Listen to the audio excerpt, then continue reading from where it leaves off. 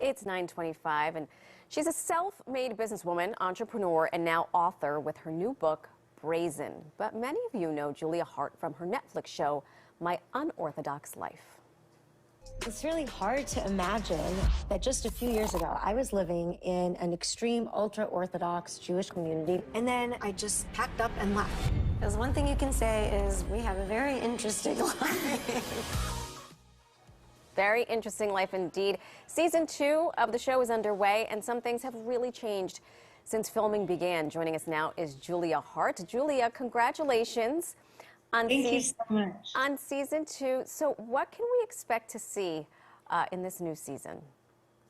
Well, I love Netflix, and I don't want them to hate me, so I'm going to say I can't say anything. You're smart. You're a smart woman.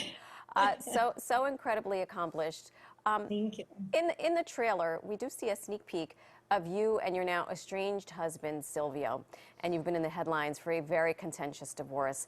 How do we see your relationship unfold in this new season? What tidbits can you give us? Gosh, I wish, honestly, that I could give you a preview. It'd be so much fun. But again, love Netflix. I want them to love me back, so I don't want to get in trouble. You don't want to get in trouble. All right. Well, Can't get in trouble. Can't talk about it. Just know that, it's it's a powerful, beautiful story. It's about freedom, and we'll continue to tell it. okay. I co-sign. I like freedom, and I like fighting for freedom, and I'm glad you're at the forefront of that. I'm not going to stop, though. Silvio stripped you of your CEO position because at the top I did mention that you are, in addition to just being the star of this very popular show, you're a very accomplished woman who came from a very restrictive culture, community, and family, which I think a lot of people it resonates with. You were on one side of the spectrum, Orthodox Jews, but there are people who are restricted in many ways. Despite all of that, you were the CEO. You were stripped of the CEO of the largest conglomerate of modeling agencies in the world.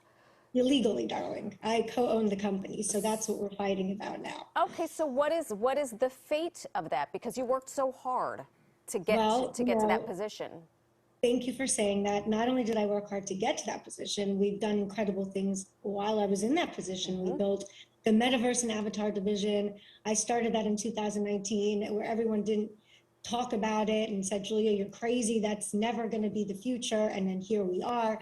Yeah. We've done so many things. We've survived together through COVID. We've built aggregated talent, and talent is media. I'm very proud of what I've accomplished the last 3 years. And as you see, I've kept very silent in the press. It's all been one direction. And because to me, when they go low, we go high. And I will let the courts decide. It's not, I believe that the truth will be told. And to me, this is just part of my freedom journey. And just like I fought for my rights when I walked out that door, here I am doing the same exact thing. I love it. When they go low, I like to go medium. Not necessarily go high. I'm trying really hard to go high and just remind myself that the truth will come out. I don't need to shout it from the rooftops. Correct. I know what I've done. I know what I've accomplished, and no man can take that away from me.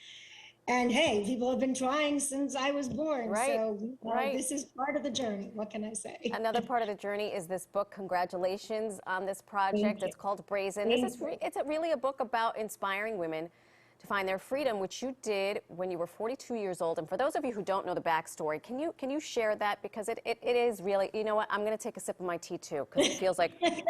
I thought you were talking. I didn't think anyone would catch that one. No, let's, it's like two girlfriends talking about, freedom. Yeah, I like it. Tell us in the short time we have left about, for those who don't realize what you did and how incredibly challenging that was.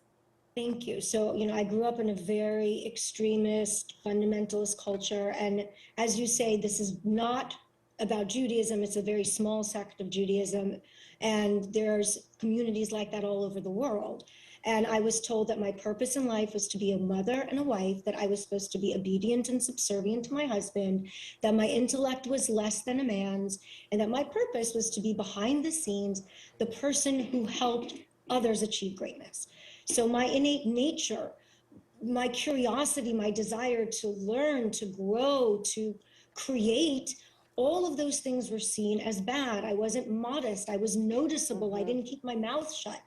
So I had to leave that, walked out the door, started a shoe brand a few months later, and now here we are today in 8 years. So that's kind of, you know, and the book takes you through the journey because it's a messy one. Yeah. And I made hundreds of mistakes. And it's not like all of a sudden, 1 minute, you know, I walk out the door and then it's success, success, Right. success. Success wasn't just there. You had to work really hard on it. Yeah. I like to say that the day we plant the seeds is not the day we eat the fruit. So it's been a Very long... well stated. It's Love that. Love spoken that. from a woman who's made plenty of mistakes in her life. But thank you so much for joining us this morning. You are So an good to inspiration. hear. Good luck with everything Thank that you. happens. I Thank would ask you. you one other question, but I know you want Netflix on your good side. I want Netflix on my good side, so I want to be Right? on their good They're side. the best. Exactly. They're the best. Pick up a copy of Julia's book, Brazen, wherever you get your books now. Congratulations, Julia. Thank you so much. Thank you. Thank you so much. Bye-bye.